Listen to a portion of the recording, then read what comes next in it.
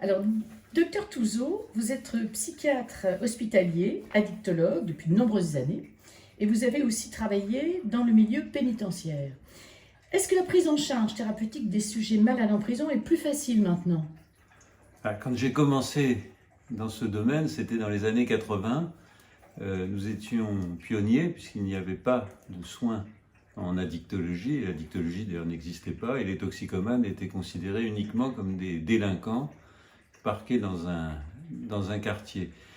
Évidemment que maintenant, quand on voit le développement des équipes, l'accès au traitement, le maillage qui s'est mis en place avec l'extérieur, les choses ont été radicalement changées.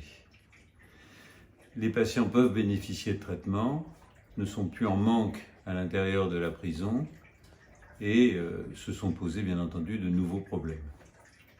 Alors, est-ce qu'il y a encore des freins de la part des équipes pénitentiaires ou c'est quand même acquis de la part de l'administration? L'administration pénitentiaire a compris tout le bénéfice qu'elle avait à ce que les patients soient traités, d'abord parce que ça leur permettait d'avoir moins de troubles du comportement à l'intérieur de la détention, qui était souvent difficilement traitable par l'administration pénitentiaire. Deuxièmement, ils ont eu aussi à faire face aux deux épidémies, l'épidémie de VIH, de sida, et d'autre part l'épidémie d'hépatite, avec des patients qui étaient régulièrement malades pendant leur détention.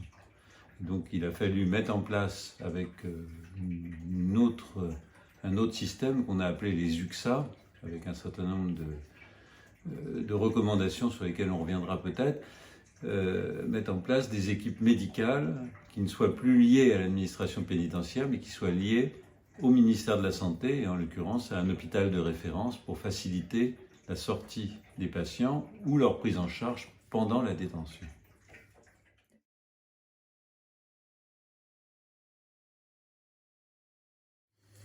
Alors, quelles sont les situations les plus complexes dans le domaine pénitentiaire, notamment en psychiatrie et en addictologie? Alors, ce qui se passait, pour ce qui est des patients incarcérés, il y a d'une part des gens qui vont arrêter leur consommation et pour lesquels vont émerger un certain nombre de troubles psychiatriques que ces consommations de drogue masquaient. Donc c'est des décompensations. Ça c'est le plus compliqué à gérer puisqu'on découvre à ce moment-là que le patient qui était incarcéré pour un problème de délinquance est en fait un patient psychiatrique qui doit bénéficier de soins psychiatriques et doit être pris en charge donc par une équipe de psychiatres spécialisés. Il y en a dans beaucoup de prisons, il y a même eu des unités spéciales qui ont été montées, voire même des unités à l'intérieur des hôpitaux psychiatriques pour pouvoir prendre en charge, les UHSA, pour pouvoir prendre en charge, c'est un peu compliqué, ces patients. Ce n'est pas le parcours le plus simple, mais on a adapté le parcours de soins à la législation. C'est surtout ça qui s'est produit et à l'éventuelle dangerosité de ces patients, puisque les personnels pénitentiaires craignaient beaucoup de ces patients qui étaient impossible à gérer, bien entendu, dans le cadre d'une détention habituelle, et souvent des patients qui eux-mêmes étaient victimes de leurs co-détenus qui les maltraitaient. Donc il y avait besoin de vraiment faire attention et de faire respecter les droits de l'homme, en tous les cas, pour ces patients. Donc ça, c'est une première situation. La deuxième situation, c'est le choc de l'incarcération et les troubles dépressifs, les pertes de repères, le temps que l'incarcération se mette en place, que la peine soit prononcée. Ça, c'est la deuxième situation relativement bien repérée et par les médecins qui travaillent à l'intérieur de la prison, pas seulement les psychiatres, mais les médecins en général, et le personnel aussi pénitentiaire. Donc on a là des réponses possibles. Ça ne nécessite pas des grosses prises en charge. Enfin, je dirais que la troisième situation qui est importante, c'est ce qu'on appelle la préparation à la sortie. Souvent, les sorties sont, entre guillemets, sèches, c'est-à-dire non préparées, brutalement, et à ce moment-là, peuvent survenir un certain nombre de crises d'angoisse et de moments de rupture à la sortie, notamment au niveau des processus de soins, et le risque que le patient interrompe son traitement, notamment quand ils ont des traitements de substitution, que ce soit la méthadone, la buprenorphine, et se retrouvent dehors, et à ce moment-là reprennent soit leur consommation, en l'occurrence l'héroïne, fasse une overdose ou d'autres substances, de la cocaïne, et se retrouve à ce moment-là dans des situations périlleuses, dangereuses. Et donc c'est l'autre situation qui est souvent fréquente à observer. Voilà.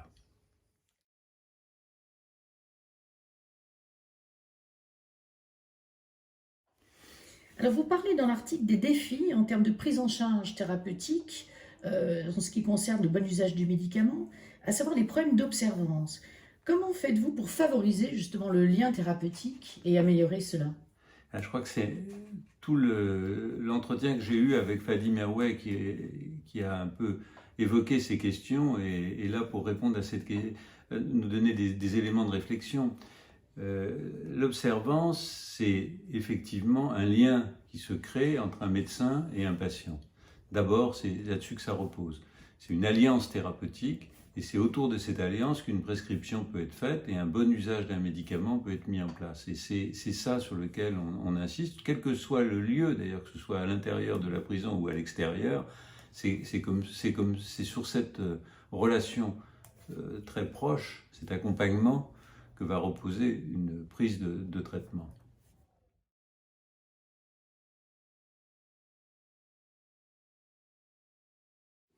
Alors, il semble que les solutions viendraient aussi des médicaments en libération prolongée. Quels sont-ils et qu'est-ce que vous en pensez dans le milieu carcéral? Alors, les médicaments à libération prolongée, on en a l'expérience en psychiatrie avec les neuroleptiques retards qui ont amélioré considérablement l'observance des traitements et permis à un certain nombre de patients de sortir de l'hôpital psychiatrique et de mener une vie normale. Donc on sait que c'est utile.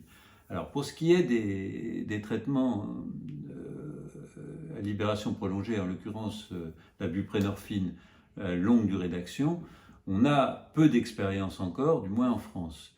Ceci dit, en prison, en France, quelques prescriptions ont été faites et ça montre la chose suivante. D'une part, ça permet de limiter le mésusage de traitement à l'intérieur de la prison, puisque le patient a son traitement, passe à l'infirmerie et au bout d'un mois repasse à l'infirmerie pour avoir son traitement. Les codétenus ne le savent pas, donc il n'y a pas du tout de racket qui est fait autour du traitement. Et enfin, le patient apprécie la stabilisation, c'est-à-dire qu'il se rend compte que le traitement l'aide et donc il peut se préparer à la sortie, à continuer son traitement. Si une bonne jonction est faite à la sortie, il n'y aura pas de problème de tentative de suicide ou de surdose, comme c'est souvent le cas actuellement.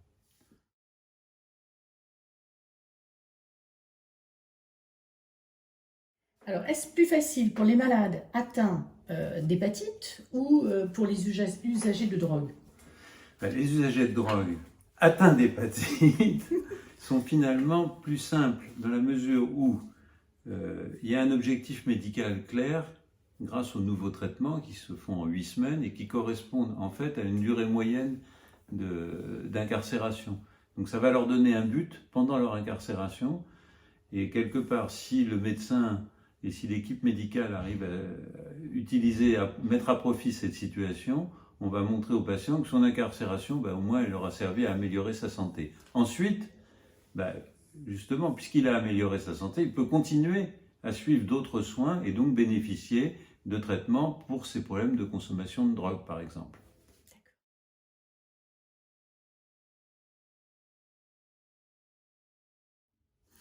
Alors, vous avez cité aussi le problème de la sortie de prison, qui est un moment majeur pour éviter la discontinuité et les rechutes. Donc, quels seraient vos messages vis-à-vis des médecins des XAPA, des médecins généralistes et des pharmaciens à cet égard? Le problème, c'est la coordination entre tous ces intervenants, alors que le patient a été habitué pendant sa détention à avoir un seul médecin ou un seul service. Là, il va être en face de plusieurs personnes. Si ces différents intervenants se coordonnent, je vais faire un peu une comparaison avec un orchestre. Dans un orchestre, il y a un chef d'orchestre et la partition est bien jouée quand le chef d'orchestre accompagne bien l'orchestre. Dans la sortie d'un patient, c'est un peu la même chose. Il faut qu'à un moment donné, il y ait une personne, en l'occurrence un médecin qui va être celui qui accompagne le patient, qui organise cette prise en charge à tous les niveaux, que ce soit le traitement de substitution, la poursuite du traitement, le contact avec le pharmacien, le contact avec les infectiologues quand il y a un problème d'hépatite ou de VIH, le contact avec les psychiatres quand il y a un problème de psychiatrie qui est posé. Et que tout ce monde-là travaille ensemble et aille dans le même sens de façon à ce que le traitement soit poursuivi.